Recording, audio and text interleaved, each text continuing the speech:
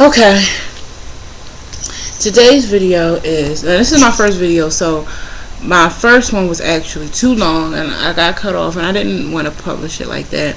I'm being lazy. I have a blog, but I don't feel like typing and I really feel like running my mouth, and excuse the mess behind me. I'm a really messy person, but this video is about loving yourself. This year I turned 30 years old. Well, last year on August 10th, I turned, shout out to Leos, I turned 30 years old. And I made a decision and a promise to myself that, because I realized that I was living for possibilities, I was living for impossible possibilities. I was expecting more out of life than I was putting into it, which is impossible. You only get back what you give in this universe. You know, God is only going to allow the universe to provide you with the minimum. All you give is the minimum. And one of my biggest issues is that I've realized that I wasn't loving myself. If I was loving myself, then I wouldn't allow people to have done the things that I've allowed them to do. You know, I found myself consistently going through the same situations over and over again. Now, I haven't been in back-to-back situations or relationships or whatever, because I don't do those. I have ADD. I don't have the capacity to heal from one thing and then jump into another. It's step by step for me when it comes to that. But, you know, after the first time something happens to you, something drastic and traumatic, that's the time for you to step back and search yourself.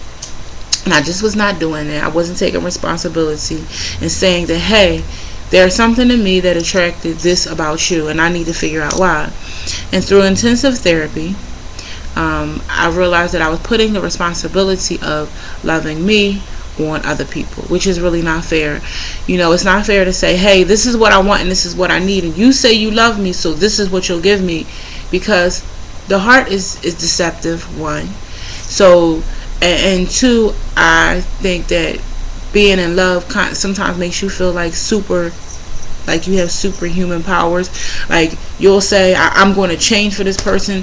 I'm not going to be a cheater anymore. And it doesn't work like that. If you're a cheater, you're a cheater. If you go into a situation being a cheater, you're going to come out a cheater. But if you go in already, you know, and you've already gone through this cultivation process, so to speak, if you've already changed, so to speak, if you change for you, then you can go into the situation and be a different person. But you can't change for me, and I can't force you to change. I can't make you be who I need you to be in order to make me happy, because if I was loving myself, then it's just certain situations I wouldn't allow you to do what you're doing to me. I was dealing with a female, and not that she's a bad person, but she's a weirdo. She's been through a lot. I'm a weirdo. I've been through a lot myself. But like I said, I've gone through therapy because I wanted to make it a point that when I turned 30 to be a totally different person. And she just was not trusting. I didn't know where she lived. I didn't know her home phone number. And it wasn't about, I know what y'all thinking, it wasn't about somebody else, because I turned back into a teenager. I was, you know, what we call here, I don't know what y'all call it where y'all are, but in Philly we call it boo loving. We were boo loving all day, every day, you know, on the phone, every waking moment on the phone. I don't think it was about somebody else. She was traumatized, she was wounded, she was scarred, and that scarred person within me attracted that scarred person. But security is really important to a Leo, and I had no security. Who can I call in if I need you? You know, I gotta call your cell phone, but what if your cell phone's not working? What if you ain't putting no minutes on your cricket? What if you don't have a signal? What if, you know, there's like so many things. What if I need you? I can't call on you, but I'm dealing with you. And she was just a non-trusting person, but I stayed there, not because I loved her, because I loved her, not in a healthy way. Not because I needed to be, because she did nothing, absolutely nothing. I have never been in a situation where this person did absolutely nothing for me, meaning I paid when we went out. You know, of course I never been to her house. I think she bought me a bottle of water and some chicken wings and fried rice from the Chinese store one time.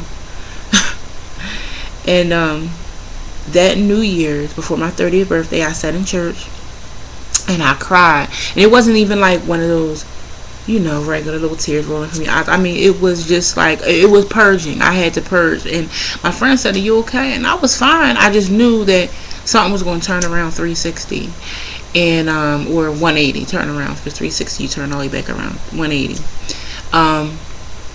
And I made a decision that I was going to start loving me.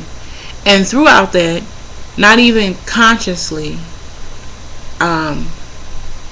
when I started the process, people just dropped off, including her. She dropped out of the picture. And yes, I made this announcement: I can't see you anymore. I saw this movie. He's just not into you. And although we're two females, oh yeah, I'm a lesbian, because I know I probably slipped that in there real fast when you.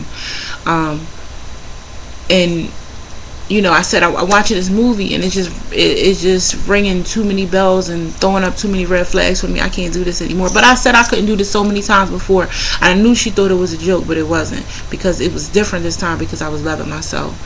And shout out to big girls. There's nothing wrong with big girls. I'm still a big girl. I'm still maybe just right here, I'm still a 40D. I'm down here. I went from being 354 pounds to I'm now 207 pounds. And how did I do that? Well, when I say shout out to big girls, it's because I'm already prepared for, let me plug my laptop in. I'm already prepared for the flag.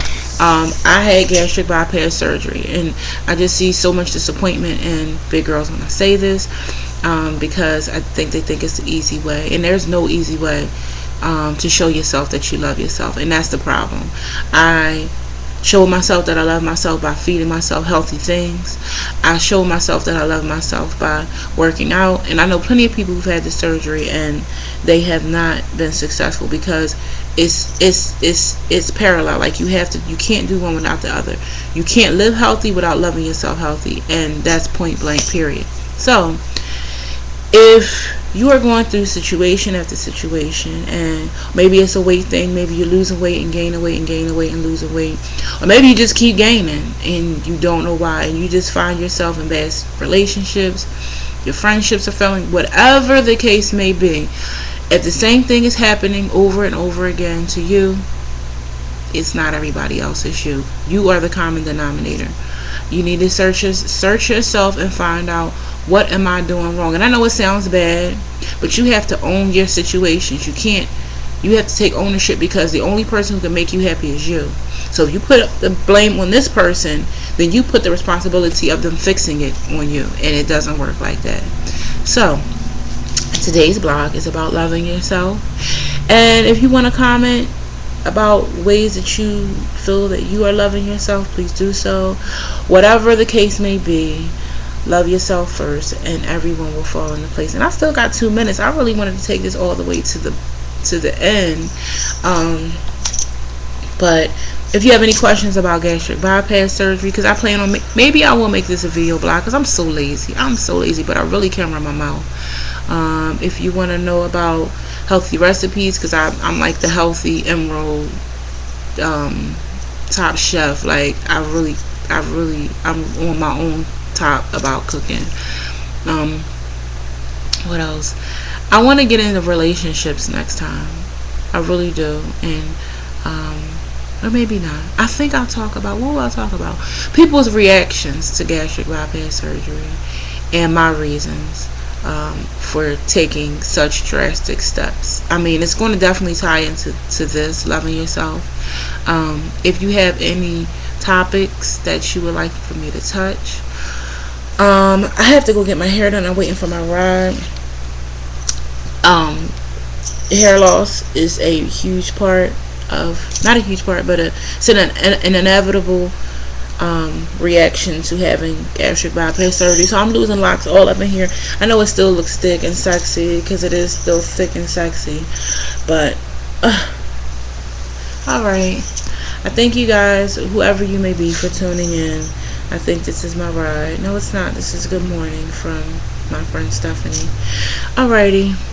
I'm gonna go put my earrings on or something, put my boots on, and be out. Peace.